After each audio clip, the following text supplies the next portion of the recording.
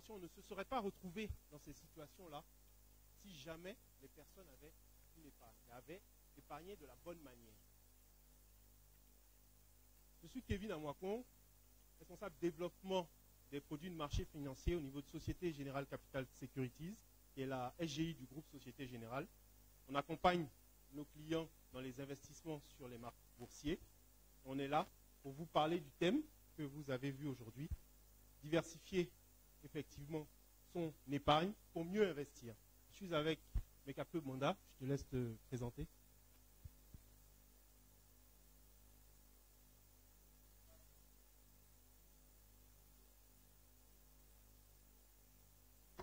Oui, donc je disais Mekape Banda, responsable de l'investissement sur la branche gestion d'actifs, donc SGO, Société Générale. Donc diversifier son épargne pour mieux investir. Alors on va parler effectivement de pourquoi il faut épargner. On en a déjà un peu parlé à travers ces 3 cas que je vous ai donnés. Très rapidement, on parlera de la définition de l'épargne qui est très simple. Et effectivement, on ne va pas aller dans le détail là-dessus. On parlera aussi très rapidement du budget. Parce qu'effectivement, pour pouvoir épargner, il faut préparer en fait un budget. Alors, donc, oui, définition de l'épargne. Donc définition de l'épargne. L'épargne, donc on dit que c'est la partie du revenu qui n'est pas consommée. Et moi, j'aime bien dire, l'épargne, quand vous épargnez, en réalité, c'est se payer. Et il faut se payer avant toute autre personne. Donc le jour où vous recevez votre salaire, ce jour même, il faut soit parce que vous avez mis en place un virement permanent, enfin un prélèvement sur votre compte qui va sur un compte d'épargne, et automatiquement cet argent-là va sur le compte d'épargne, ou bien vous initiez à travers les applications comme SG Connect que Société Générale propose, vous initiez vous-même votre virement vers un compte d'épargne, le jour où vous recevez votre paye. Donc la première chose, et ça c'est quelque chose qu'il faut retenir, c'est se payer. Se payer, c'est épargner. Quand vous vous payez, vous épargnez. Comment faire pour se payer? À travers la gestion du budget. Donc qu'est-ce que c'est un budget? Très rapidement, hein, on va en parler très rapidement, on ne va pas rentrer dans le détail. C'est tout simplement la somme de vos revenus. Donc ça peut être un couple, monsieur, madame, avec des revenus salariés, avec une autre activité même, avec une autre activité. Donc tout ça, à un moment, il faut s'asseoir ensemble et essayer de détailler l'ensemble de vos revenus, l'ensemble de vos dépenses, essayer de les lister. Donc ça peut être fait à travers un tableau Excel ou ça peut être fait à travers juste une feuille tout simplement, vous listez. Donc monsieur gagne tant, madame gagne tant, monsieur a telle prime, enfin 2 primes par an par exemple, en mars, en décembre, il a ses primes, tout ça, on liste ça et on essaye de voir la partie revenu. Ensuite, on liste les dépenses. Donc on a tous des dépenses fixes, on a tous des dépenses variables. Donc vous regardez la facture d'électricité, la facture d'eau, vous regardez l'ensemble des dépenses que vous avez, les dépenses fixes. Donc vous avez peut-être un véhicule, donc le carburant, les transports, l'ensemble des dépenses. Vous les listez, vous listez l'ensemble de ces dépenses-là. Et puis au final, vous allez faire, si jamais vous avez un tableau, si vous le faites sur un tableau Excel, vous avez une partie salaire avec les revenus, et puis une partie dépenses fixes, une partie dépenses variables. Donc vous listez tout ça, mois par mois. Donc on dit, je gagne, monsieur gagne 500 000 francs, madame gagne 420 000, ou madame gagne 500 000 francs, monsieur gagne 420 000.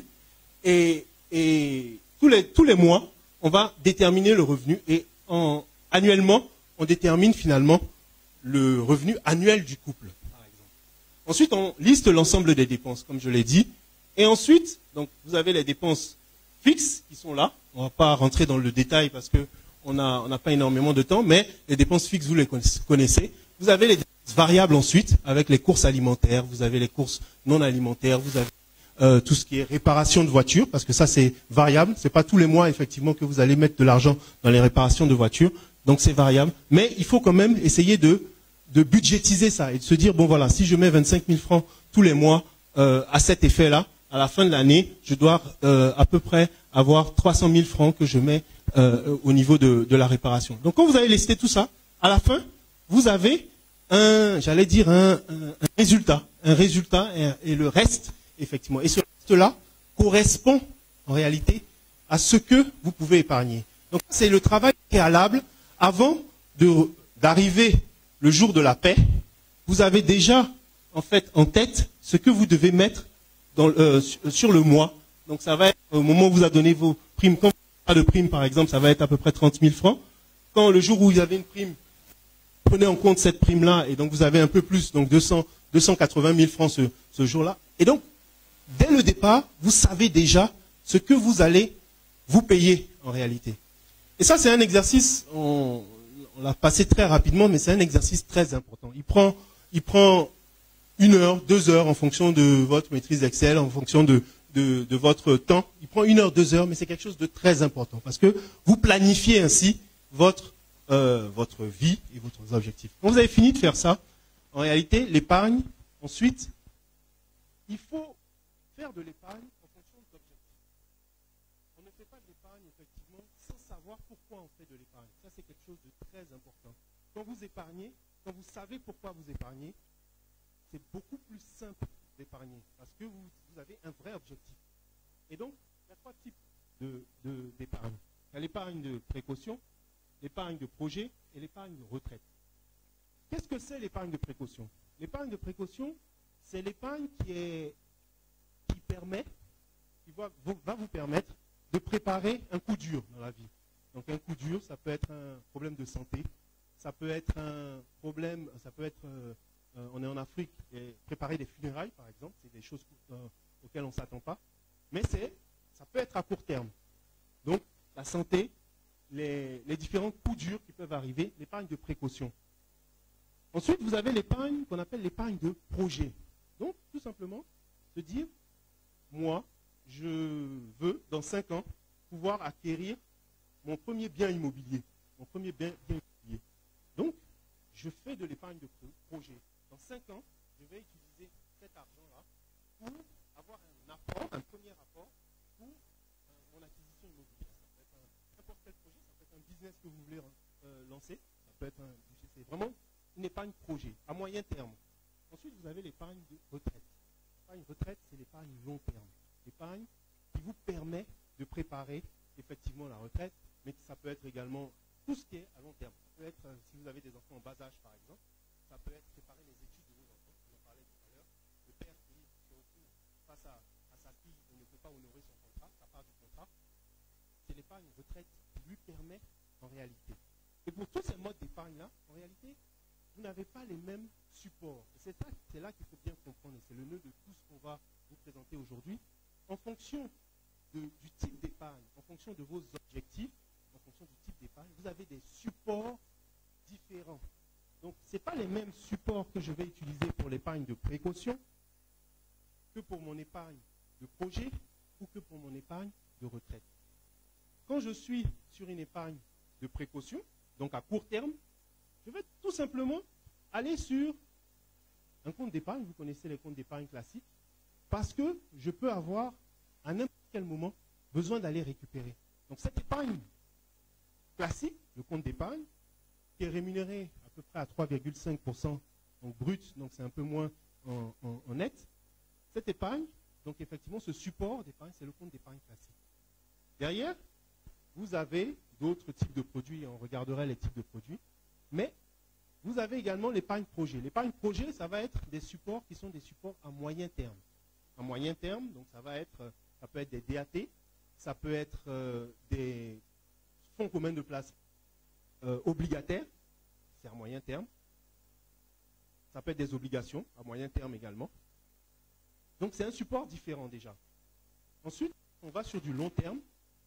Là vont arriver nos produits, les produits du marché financier, donc les actions, les fonds communs de placement actions également, qui vous permettent de le faire. Et ce qu'il faut bien comprendre, c'est que en réalité, c'est au fil de l'avancée dans la vie et de votre situation, la répartition de cette épargne va évoluer en réalité.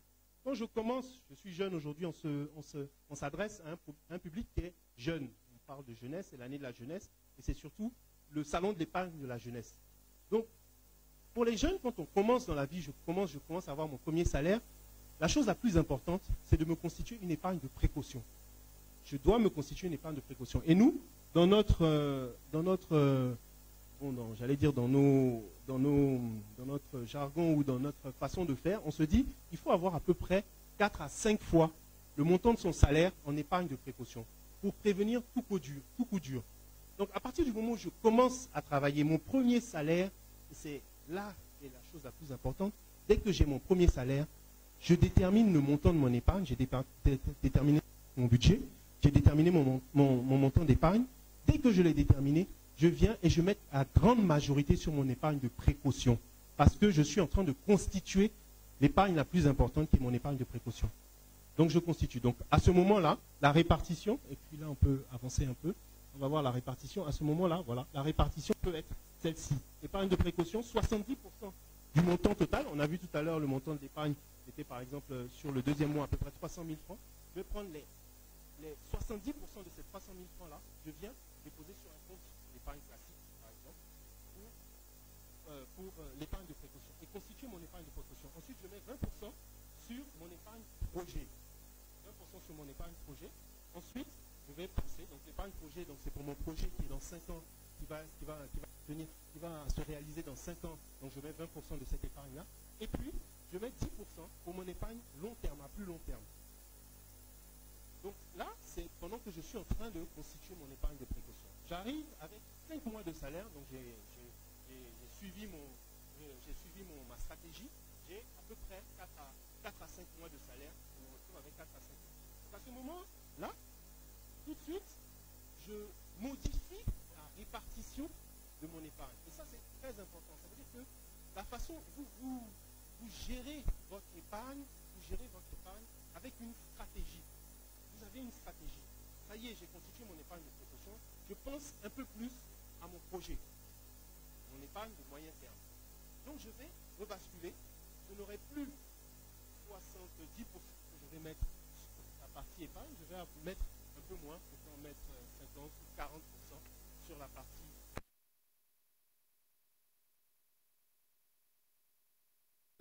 Non, même pas. Je vais mettre 30%.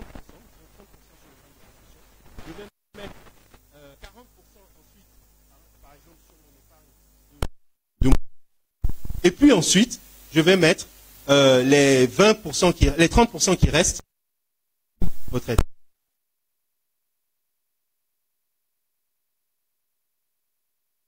De votre atteinte de vos différents objectifs, vous devez effectivement modifier la répartition de cette épargne-là. Et quand on dit épargne de précaution, épargne de projet, épargne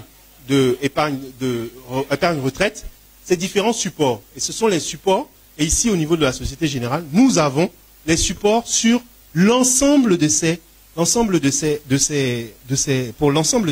types d'épargne-là. Et c'est là qu'on va peut-être, mais qu'après je vais peut-être te passer la parole, pour parler de ces supports-là. Quel type de support pour les différents modes d'épargne. Merci. Merci beaucoup Kevin pour ces conseils. J'espère que vous avez bien écouté les différentes astuces que vous ont données Kevin. Moi, je vais vous entretenir beaucoup plus sur la partie technique, c'est-à-dire quels sont les types de produits à la fois bancaires et sur les marchés financiers qu'on peut proposer et à quel niveau de l'épargne ce genre de produit peut correspondre. Alors,